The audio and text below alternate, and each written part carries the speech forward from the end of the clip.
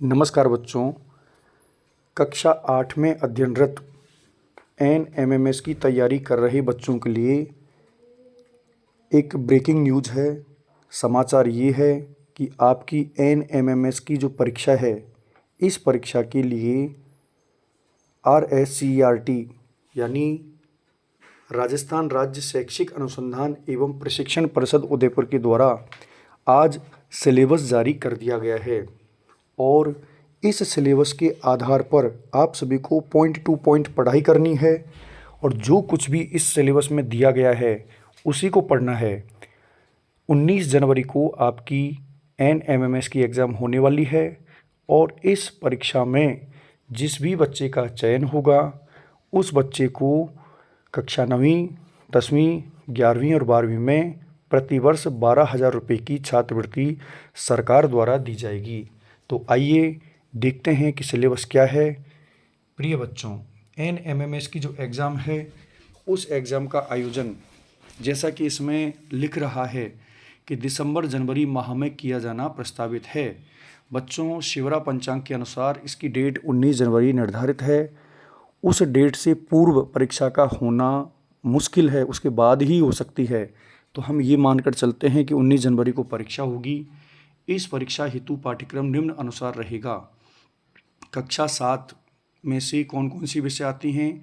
गणित, सामाजिक विज्ञान एवं विज्ञान विषयों का सत्र 2023-24 का संपूर्ण पाठ्यक्रम। ध्यान से सुनना, 7वीं क्लास में गणित विषय पूरी टोटल किताब इसमें आने वाली है, सामाजिक विज्ञान का पूरा कोर्स आने वाला है और विज्ञान का भी पूरा कोर्स आने वाला है। कौन सा वाला कोर्स? सत्र 2023-24 का संपूर्ण पाठ्यक्रम। तथा कक्षा 8 के विभिन्न विषयों के निम्न अध्याय। अब 8वीं में से क्या आने वाला है, उन चैप्टर्स की हम बात करते हैं।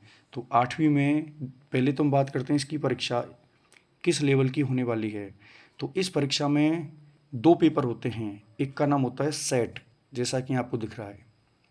सेट में सामाजिक विज्ञान, विज्ञान और गणित, ये 3 विषय आते हैं। दूसरा पेपर होता है मैट।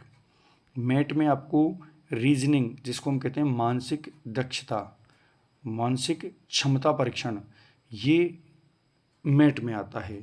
इन दोनों के 90 प्रश्न आते हैं और दोनों पेपर में जोड़कर 180 में से कट ऑफ बनाई जाती है।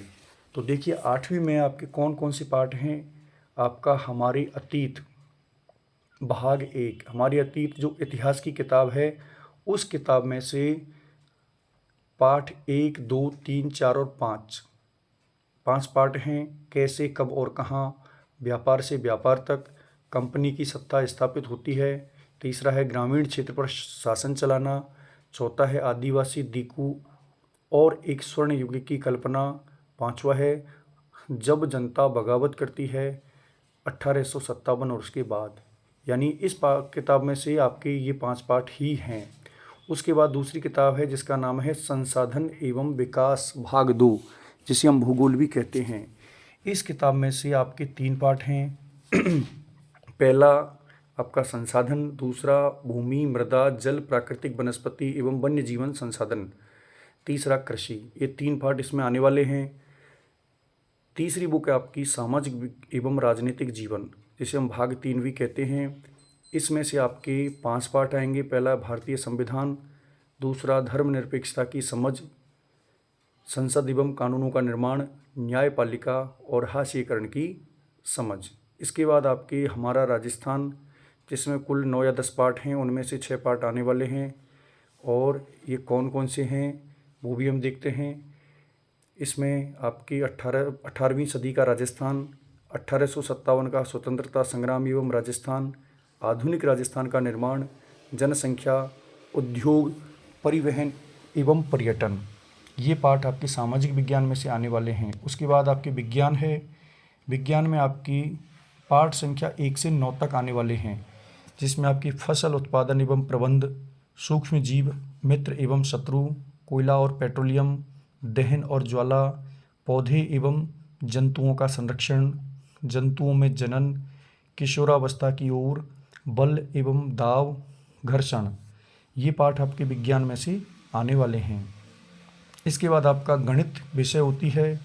गणित में आपकी 8 प्रश्नावलियाँ हैं, जिनमें से पेपर में प्रश्न आएंगे।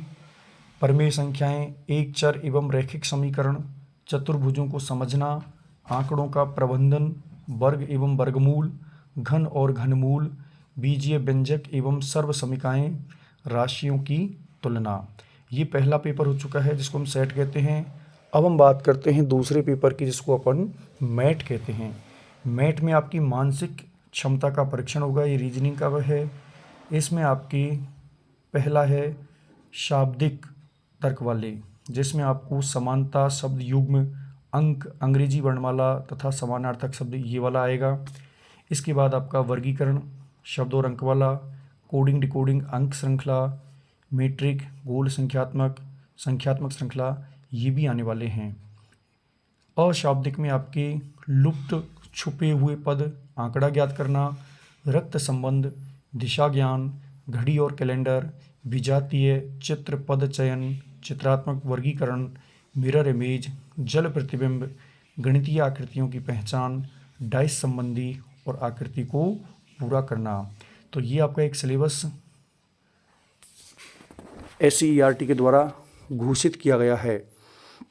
और ये जो सिलेबस है, इस सिलेबस के जो भी पॉइंट्स हैं, जो भी पार्ट हैं, इन पार्ट को आपको अच्छी तरह से तैयार कर लेना है।